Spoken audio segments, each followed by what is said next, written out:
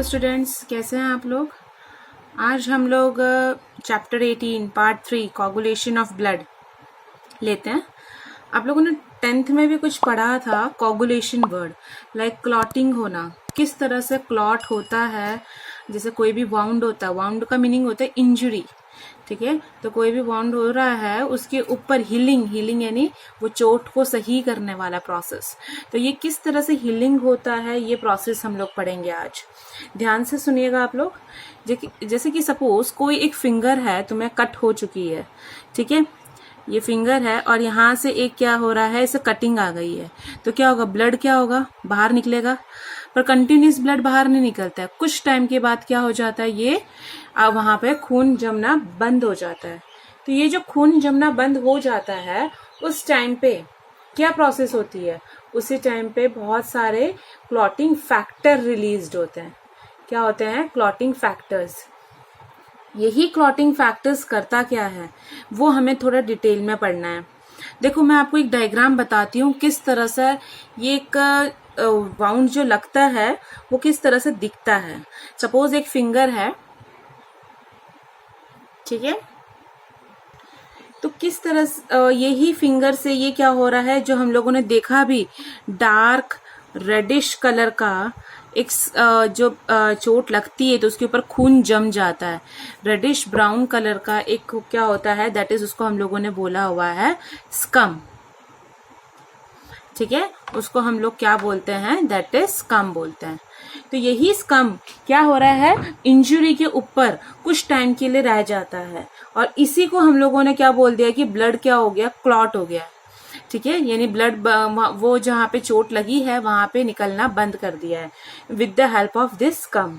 ये स्कम, अब ये जैसे स्कम बनता है तो धीरे धीरे अब वो इंजुरी को क्या करना है, इंजुरी को हम लोग क्या बोलते हैं, दैट इज वाउंड बोलते हैं। ओके, ये इंजुरी जब क्या होता है, ठीक होने यानी दैट इज दी हीलिंग होना शुरू होता है, हील होना शुरू होता है, तो वो प्रोसेस क्या है, that is the clotting process है।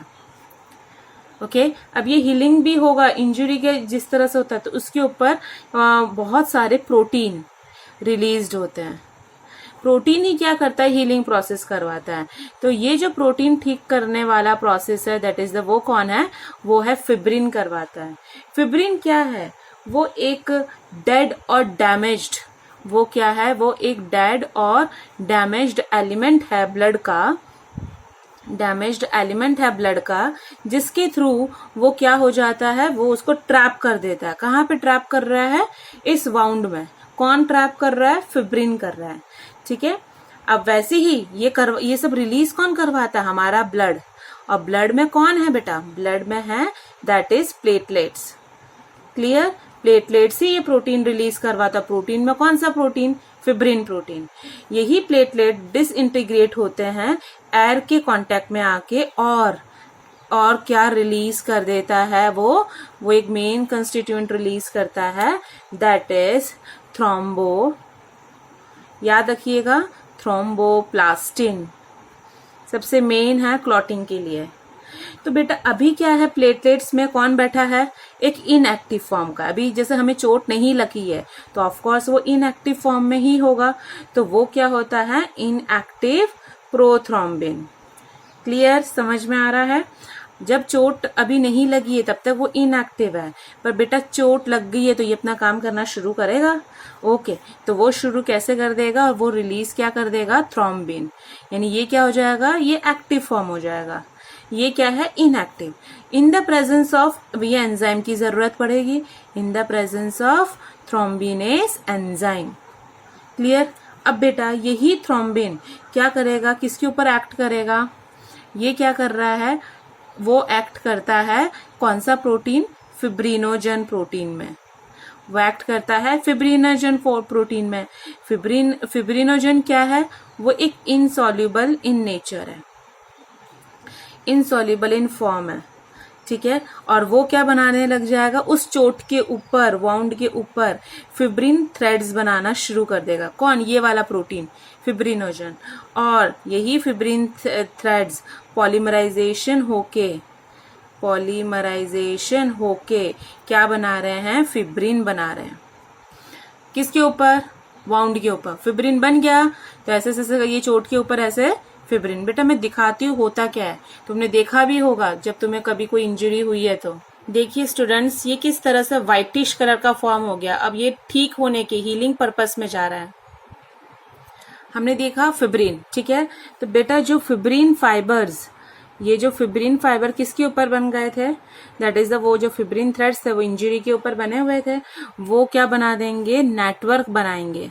किसके ऊपर बनाएंगे, वाउंड के ऊपर बनाएंगे, और ब्लॉक कर देंगे किसके पैसेज को, block the passage of RBC. अब खून निकलने के कोई चांसेस नहीं है। और यही फिब्रिन क्या बना रहा है, वही सारे नेटवर्क को हम लोगों ने क्या बोल दिया बेटा, that is the clot.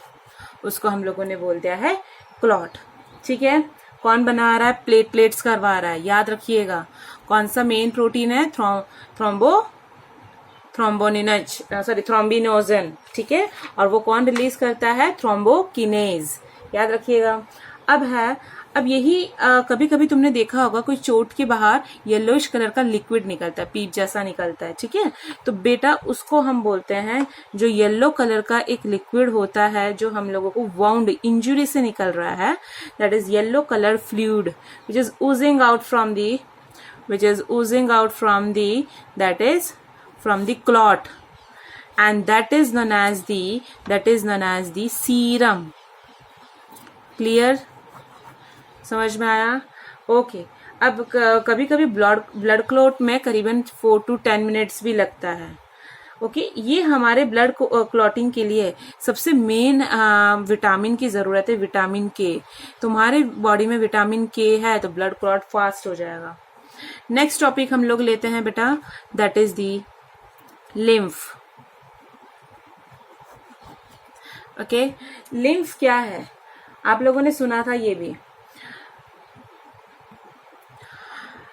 Lymph होता क्या है, सबसे पहले है, सपोज हम लोगों ने पढ़ा हुआ है कि ये ब्लड कैपिलरीज है, ठीक है। ब्लड कैपिलरीज यानी आप लोगों को पता है सबसे बड़ी वेन होती है, दैट इज एओर्टा। सबसे बड़ी वेन वेना कैवा, सबसे बड़ी आर्टरी एओर्टा। उन लोगों की ये जो ब्रांचेस होती है उसको हम लोगों ने कैपिलरीज। तो मैं इसको बनाती हूँ, ध्यान से सुनिएगा। ये क्या है, ब्लड की कैपिलरीज है। अब यही कैपिलरीज के अंदर क्या होता है, बहुत सारे सब्सटेंसेस एंड वाटर क्या होते हैं, मूव्ड होते हैं, ठीक है। सब्सटेंसेस एंड वाटर मूव्ड होते हैं। यहाँ से जो वाटर के साथ कुछ वाटर सॉल्युबल सब्सटेंसेस भी क्या होते हैं, बाहर की तरफ निकलते हैं, moves out into the spaces. यहाँ पे क्या होगा, स्पेस होगा, किसके, सेल्स के स्पेस होंगे। तो ये सेल के स्पेस में ये बाहर निकल रहा है इस कैपिलरी से। ये क्या है, सब्सटेंस, सॉल्युबल सब्सटेंसेस क्या हो सकते हैं, वो क्या हो सकता है, वो कुछ प्रोटीन्स भी हो सकते हैं, लार्जर प्रोटीन्स, ठीक है। अब यही क्या होगा, वो ड्रेन हो रहे हैं यानी भर रहे हैं, कहाँ पे जा रहे हैं, इसके आजू बाजू भी कुछ छोटे छोटे ऐसे कैपिलरीज एंड वेसल्स होते हैं। ओके, कहाँ पे, ब्लड वेसल्स के नियर बाय में। अब यही फ्लूइड जब कलेक्ट हो रहा है, ड्रेन हो रहा है, कहाँ पे, कुछ बड़े बड़े वेन्स में, और वही नेटवर्क को हम लोगों ने, that is a network of vessels. समझ में आ रहा है? This fluid is collected and drained back to the major veins by a which is drained back by the major veins by a network of that is the lymphatic system. This network is known as that is lymphatic system. और बेटा ये जो है इसके अंदर जो liquid बह रहा है, इस लिक्विड को हम लोगों ने बोला है that is the lymph. Clear? So आप समझ में आया, ये क्या है, ब्लड कैपिलरीज, जहाँ पे लिम्फेटिक का सिस्टम है उसके अंदर कौन है, लिम्फ प्रेजेंट है। तो हम लोग लिम्फ, जो हम लोगों ने लिम्फेटिक सिस्टम के अंदर लिम्फ पढ़ा है, तो बेटा लिम्फ एक्चुअली होता कैसा है, वो है that is the colourless liquid है। उसके अंदर बहुत सारे सेल्स है, जैसे ब्लड वेसल्स के अंदर आरबीसी, डब्ल्यूबीसी है, वैसे लिम्फ के अंदर कौन है, लिम्फोसाइट्स है। ठीक है। यही लिम्फोसाइट्स हेल्प करते हैं हमारे बॉडी का इम्यून रिस्पॉन्स। तुम्हारी इम्यूनिटी कैसी है वो कौन बताता है? ये लिम्फोसाइट्स बताता है। तो बेटा जो लिम्फेटिक सिस्टम होता क्या है? लिम्फेटिक सिस्टम यानी कि जिसके अंदर लिम्फेटिक कैपिलरीज हो। ध्यान से सुनिएगा आप लोग, प्लीज यहाँ पे कॉन्सेंट्रेट करिए, लिखने में ध्यान अभी मत दीजिए। वीडियो के एंड में नोट्स है, पॉज करके आप लिख लीजिएगा, अभी आप सुन लीजिए सिर्फ। फिर आता है that is the lymphatic vessels, then lymph nodes and then lymphatic duct. Clear? अब ये सब कुछ, ये जो भी चारों चीज मिलके वो क्या बना रहा है? That is the are lymphatic system. वो बना रहा है lymphatic system. Okay, lymph is, if lymph is, lymph कहाँ पे है? लिम्फेटिक सिस्टम के अंदर है। लिम्फेटिक सिस्टम यानी इन सब के अंदर कौन है? लिम्फ प्रेजेंट है। लिम्फ को फिल्टर करने का काम, लिम्फ इज फिल्टर्ड। कहाँ पे फिल्टर्ड होता है? दैट इज लिम्फ नोड्स में होता है। अब ध्यान से सुनिएगा क्या है। सपोज ये लिम्फ का वेसल है, this is known as the lymph vessel, lymphatic vessels. Clear? ये क्या है? इसकी ब्रांचेस निकली तो ये क्या हो जाएगा? Lymphatic capillaries. क्लियर? ये ब्रांचेस कहीं ना कहीं पे जुड़ेंगे, ऐसा करके कहीं जुड़ रहे हैं, कोई ऑर्गन में मिक्स हो रहे हैं, तो बेटा इसको मैंने बोल दिया lymphatic, that is the nodes. Clear? Lymphatic nodes. अब इस लिम्फ के अंदर ध्यान से सुनिए, ये लिम्फ वेसल्स के अंदर कौन फ्लो हो रहा है? लिम्फ। इसके अंदर कौन है? लिम्फोसाइट्स। ये सेल्स है सब, इसके अंदर सब सेल्स है, तो इसके उसको हम लोगों ने बोला है लिम्फोसाइट्स। एक लिम्फोसाइट्स को दूसरे लिम्फोसाइट्स को जोड़ने वाला कौन है? Lymphatic duct. क्लियर? समझ में आया आप लोगों को? तो वैसे ही ये जो लिम्फ नोड्स होता है, ध्यान से सुनिएगा, इस लिम्फ नोड्स के अंदर क्या है? बहुत सारे फैगोसाइटिक सेल्स है। फैगोसाइटिक सेल्स यानी that is the lymphocytes. Clear? That is the lymphocytes. वो लोग क्या करते हैं? फैगोसाइटिक सेल्स यानी कोई भी पैथोजन, तुम्हारे बॉडी में कोई भी बैक्टीरिया, वायरस, पैथोजन आता है, वो उसको एनगल्फ कर देते, खा लेते हैं। ठीक है? तो ये लिम्फ नोड का मेन फंक्शंस है। एक्चुअल में बेटा ये जो लिम्फ नोड्स है, ये जो लिम्फ नोड्स होते हैं वो हमें देखने को कहाँ मिलते हैं? ओके, वहाँ वो हमें टॉन्सिल्स यानी टंग के पीछे वाला एरिया, थाइमस यानी जहाँ पे तुम्हारा चेस्ट रीजियन है, और स्प्लीन यानी किडनी के ऊपर तुम लोगों को देखने को मिलेगा। तो ये सब की जगह ये तुम्हें लिम्फ नोड्स देखने को मिल रहा है। तो इन ऑर्गन को मैं क्या बोल दूंगी? Lymphoid organs. उसको मैं बोल दूंगी लिम्फॉइड ऑर्गन्स। क्लियर? समझ में आ रहा है बेटा? अब देखो ये लिम्फ के बारे में बोल दिया, हमारे बॉडी में इस तरह से फैला है, उनका कोई फंक्शन तो होगा। तो लिम्फ का फंक्शन क्या है? सबसे पहला देखो, सबसे पहला है कि वो ट्रांसपोर्ट करता है किसका? ऑक्सीजन का। ठीक है? न्यूट्रिएंट्स का करता है और हार्मोन्स का करता है। कौन? लिम्फ। लिम्फ के अंदर कोई सेल है, यस बेटा, उसका नाम क्या है? लिम्फोसाइट्स। वो लोग कॉलोनाइज यानी कॉलोनी बना के रहते हैं, ग्रुप में रहते हैं। कहाँ पे रहते हैं? वो रहते हैं लिम्फ नोड्स में रहते हैं। क्लियर? अब लिम्फ का मेन फंक्शन क्या है? कि वो ट्रांसपोर्ट करते हैं किसका? लिम्फोसाइट्स का भी करते हैं। ठीक है? और लिम्फोसाइट्स क्या करता है? हमारे इम्यून सिस्टम को। तो दैट इज वो एंटीबॉडीज को भी वो हेल्प करता है।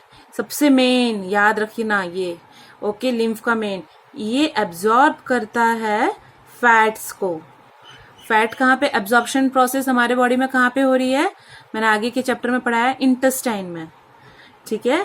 तो बेटा ध्यान से, सपोज ये स्मॉल इंटेस्टाइन है, ये वीली है, वीली के आजू बाजू ये लिम्फेटिक कैपिलरीज ऐसे रैप होके बैठी है। ठीक है? अब फैट, तुम लोग कोई भी चीज है, घी है, ऑयल है, तुम लोग इंजेस्ट कर रहे हो, तो ये लिम्फेटिक कैपिलरीज उसको क्या कर देगा? एब्जॉर्ब कर देगा। तो बेटा इसको हम लोगों ने बोला हुआ है दैट इज लिम्फेटिक कैपिलरीज। ठीक है, तो इसको हम लोग क्या बोल सकते हैं, इसको हम लोग लैक्टियल्स भी बोलते हैं। लैक्टियल्स कहाँ पे, इंटेस्टाइन वीली में। काम क्या है, एब्जॉर्ब, काम क्या है, एब्जॉर्ब फैट्स। ओके, और जैसे ही ये एब्जॉर्ब कर देता है तो वो कहाँ पे डाल देगा, absorb fats and release into the blood. Got it? This lymphatic capillary absorb fats and release into the blood. Clear? हमारे पूरी बॉडी में इस तरह से लिम्फेटिक सिस्टम फैला हुआ, देख लीजिए अच्छे से।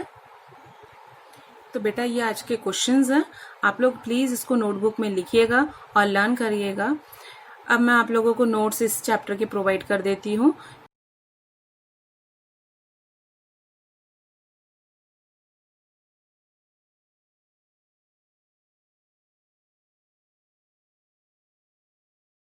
तो आज का वीडियो मैं यहाँ पे ख़त्म करती हूँ। प्लीज़ मेरा वीडियो अच्छा लगा है तो आप उसको शेयर भी करिएगा अपने फ्रेंड्स लोगों में, और लाइक और कमेंट करना भूलिएगा नहीं।